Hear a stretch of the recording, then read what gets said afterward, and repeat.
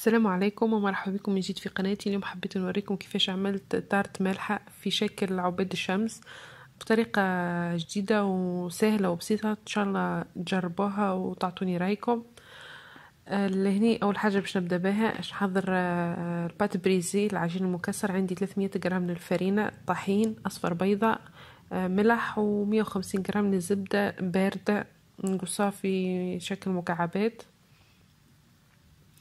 هني باش نستعمل الماكينة والا بايديكم معناها تحلوا الزبدة في الفرينة اللي تحصلوا هيك على فرينة تكون مرملة.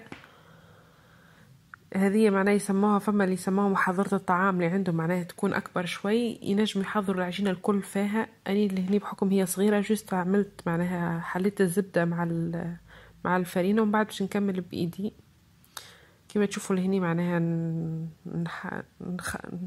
نخدم الماكينة لين تتحل الزبدة مع الفرينة. كما قلت تدخل الزبدة في الفرينة يولي عندنا هيك خليط يكون هيك كما مرمل يقولوا له، كما الرملة بالطريقة هذه.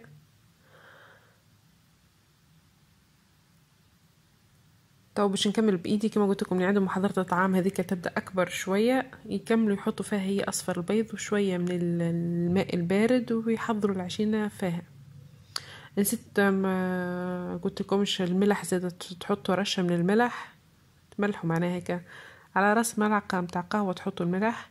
لهني زدت اصفر بيضه باش نحاول ندخل اصفر بيض ونشوف كان العجينه بتاعي تستحق معناها ماء بارد نزيدها. كان مستحقش ما تزيدوهاش. اني لهني زدت ما يعادل بالعين اني، اما هما كاكا الاكثريه معناها ديما نحط 50 مليلتر من الماء البارد ونلم العجينه. نبدو نلمو في العجينه ما نعجنوهاش، مش هكا نعجنوها معناها، ما جوست نلموها لمين الكل باش ما تجيناش بعد كاسحه، تجينا معناها عجينه هشه بعد كي نطيبوها. كما تشوفوا بالطريقه هذه نحاول ان نلم معناها العجينه.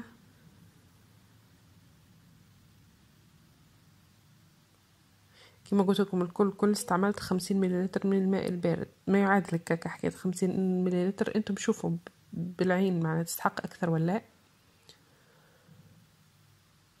بعد ما نلم العجينه ندخلوها للثلاجه مده نص ساعه ترتاح، ومن بعد نقسم العجينه هذيك على نصفين. نصف الاول هذايا باش نحلها في شكل دائره، تو تشوفوا معناها باش نحلها في شكل دائره تكون هيك الارتفاع متاعها يكون بتاع 3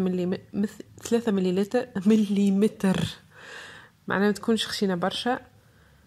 هني بصحن هيك ناخذ شكل معناها باش نعمل شكل دايره. هذايا نصف الاول متاع العجينه،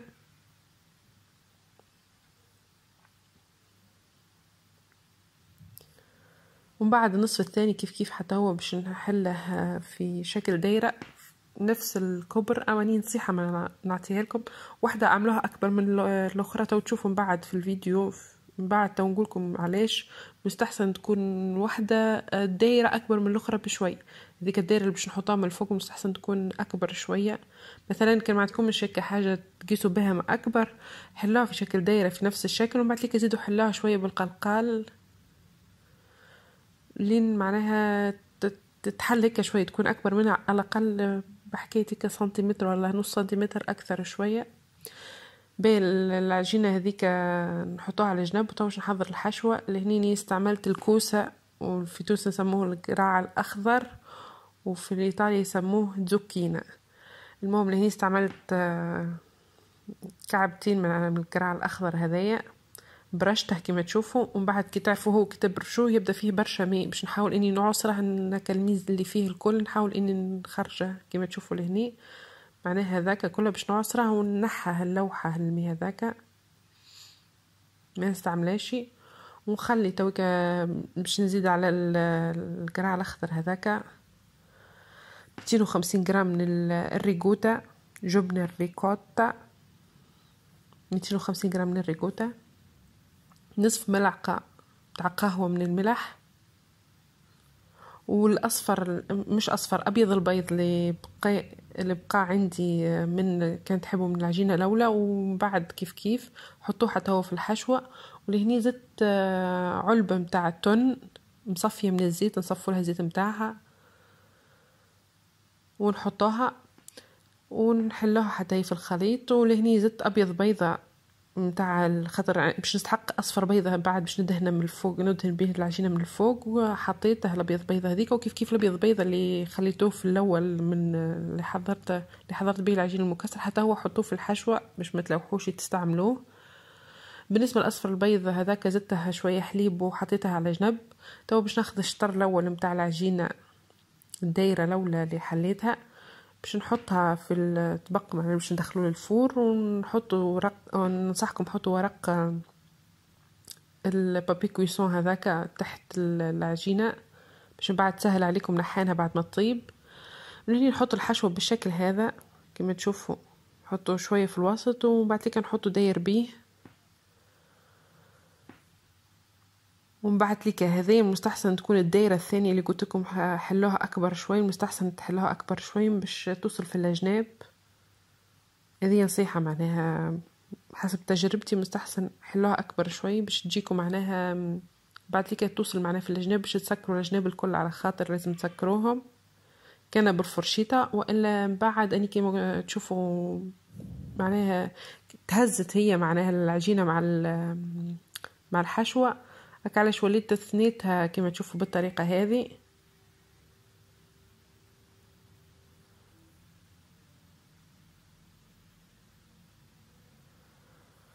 من بعد اني بقى لي شويه من العجين هكا في الجناب اللي نحيتها من بكري قصيتها، مشيت عملتهم زي ضفيره، هما هذاك مش ملوحهمش، عملتهم زي ضفيره واستحقيتهم. انا حطيتهم من بعد في كما تشوفوا معنا بالطريقه هذه.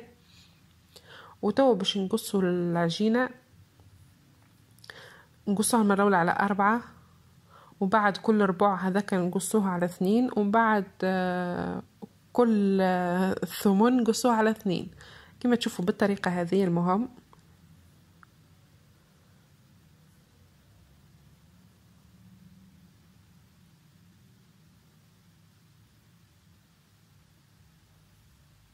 نقصوها العجينة بالطريقة هذه.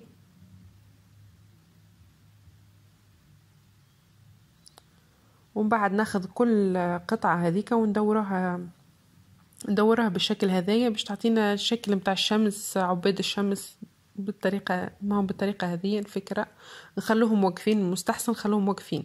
اني كنت مستعجله من بعد وقت اللي ندهن فيها هبطوا، اما مستحسن معناها خلوهم واقفين خاطر الشكل متاعها يجي احلى هما واقفين. هذه زاده من النصايح. اني لهني كنت مستعجله وحاسيلو خاطرني باش نخرج باش نهزها معايا ومعاش وقت، هبطوا معاش عندي وقت باش نبقى نوسع بالي ونعاود نحلهم ونوقفهم. خليتهم هكا اما هم مستحسن خلوهم واقفين يجي معناها المنظر احلى. اللي هني دهنتها باصفر بيضه ذاك اللي حليتها مع شويه حليب، وفي الوسط حطيت شويه من السمسم الاسود سينوج ودخلته للفور على 180 درجه. خذت لي 45 دقيقه. هذه بعد ما خرجتها من الفور.